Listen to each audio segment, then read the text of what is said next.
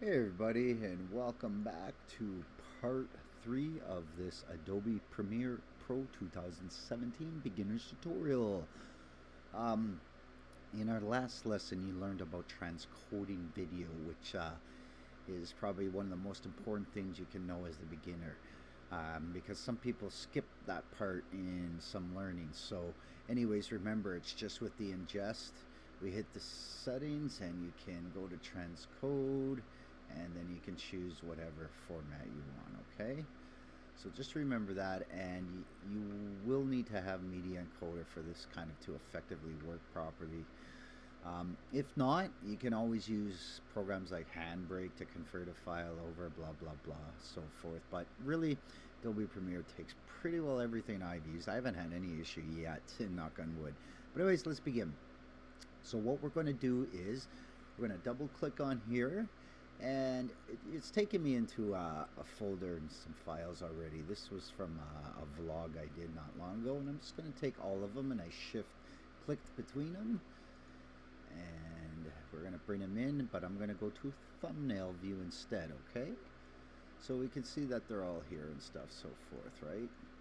So I'm just going to start dragging them into the timeline, some of these videos. Okay, so we'll just put it here per se, put that there somewhere per se.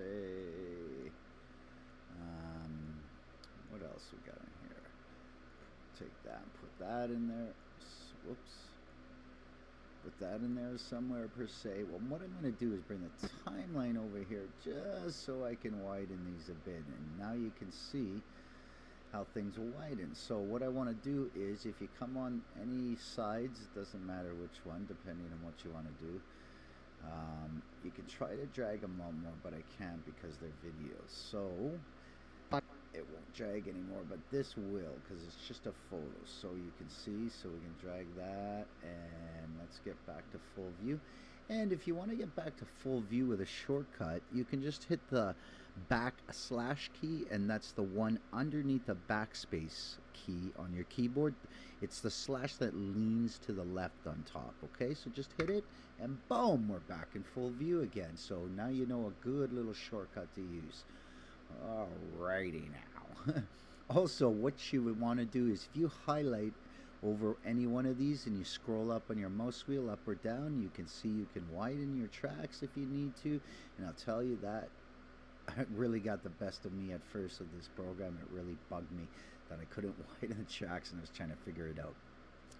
Okay, so now that we got something in this window, like right here, for example, and whatever goes on top, just so you know, is going to be on top. So that's how it works, from the bottom up, basically. So here's my first piece of paper. Here's a second piece of paper I'm shoving on top. Now a third piece of paper on top of it, and so forth, so forth, right?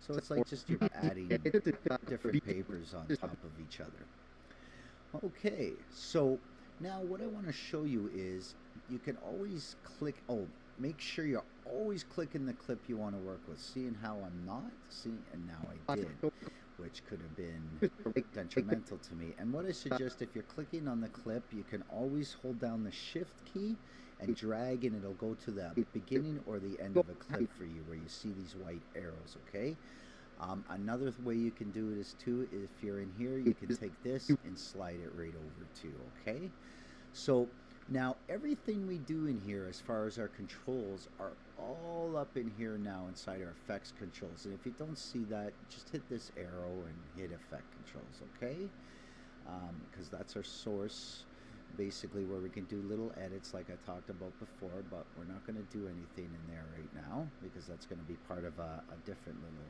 program where we can do some edits and some keyframes. Okay, so see already, look at that, there we go. So make sure you got the right one selected too, because if not, it might you're wondering what's going on. Okay, and that little arrow I hit just expanded things type thing, and you can do that to unexpand. Okay, all these will reset whatever effect it is you're working on, and this is basically for the whole thing, right? So that'll reset everything.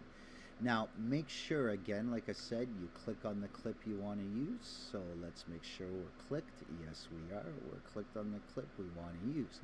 So now here you can just hit motion, and now you'll see this little box come up, and now you can do things like this. Grab the corners, whatever. You know, pretty like, I'm sure you've worked in other similar things that are like this.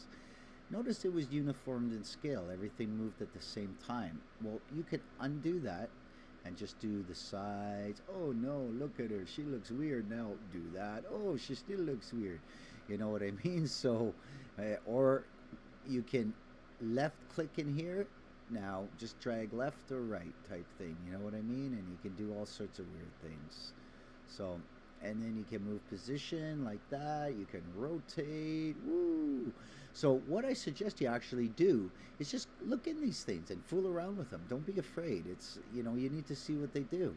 Like, oh my God, look what that does. That's pretty cool. So, you know what I mean? You can click back to that too. And these are basically for keyframing. So we'll be talking about that in another episode. So I suggest you just stay away from these for now if you don't understand. And now here we go. Oh my God, this is screwed up. What do I do? Oh my God, I come to reset and see how it reset everything.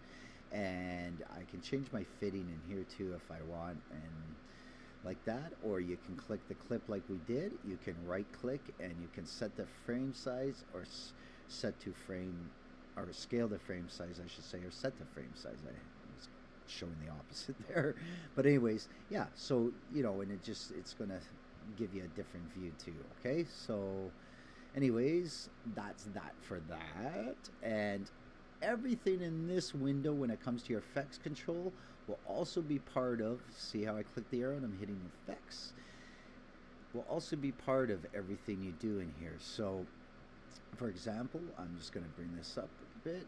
Let's go down to here. We can drag this over. We can double click if you want. So, but make sure you're always highlighting the clip you're working with. Very important, my friend. Very important.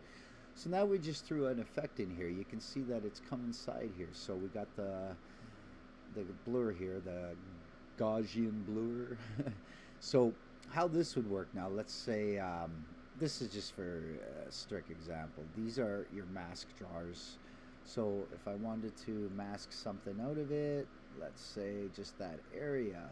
Now this area is masked out according to the program here. So well, the invert's not going to do anything right now, but you've got other things too where you've got opacities and stuff like that also with the mask. But what I want to show you is, because these really aren't going to apply right now, is the blurriness. So what we want to do is, do you see how I can now show a blur? So that's going to be blurred basically all through here now. So that's basically how an effect works. So basically if you start at the beginning of the effect, it's going to stay on the whole thing unless we keyframe it, okay?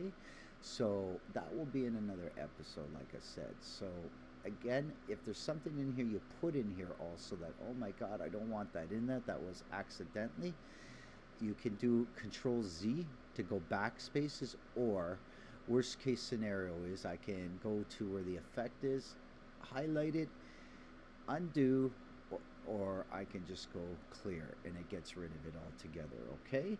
So there's the little things you're going to need to know when you're fooling around with effects and stuff. And don't be afraid to fool around with them. It's not going to hurt anything. It's fun, actually. And don't forget, you can always reset up here. And don't forget that, oh, my workspace is screwed. What do I do? You can always go to the window, workspace, reset to saved layout.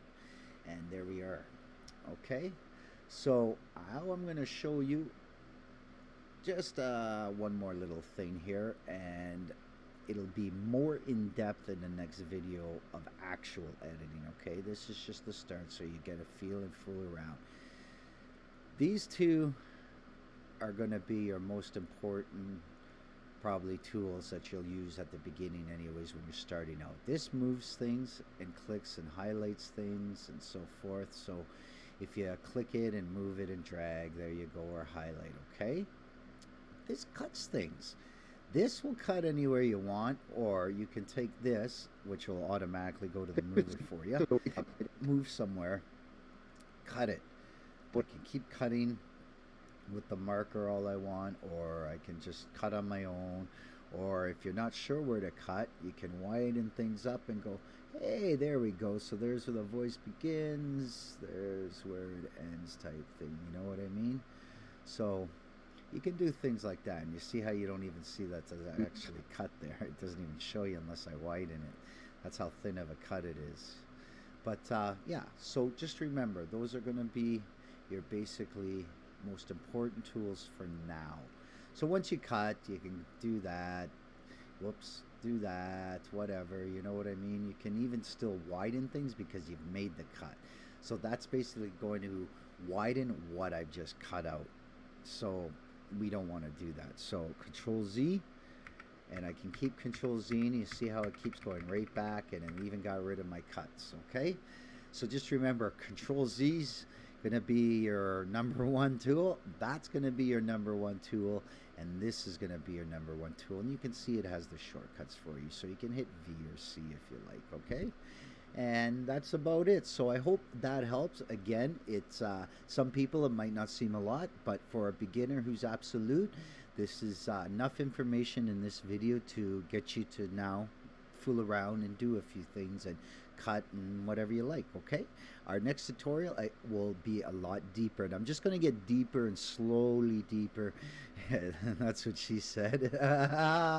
God, what a way to word it. Anyways, I'm going to get more involved in the videos, so everybody, you know, you start off small, baby steps, you know what I mean? And then that way everything's being remembered all the time instead of not remembering something. Because the thing is if you go to learn something, like let's say you went on how do I do this, and you go to learn it, unless you keep doing that whatever it was all the time, you're going to forget it again, and then you're going to have to go back, look at a video again, and it's just, you know, it becomes a bit cumbersome. But anyways, that's my take, my opinion.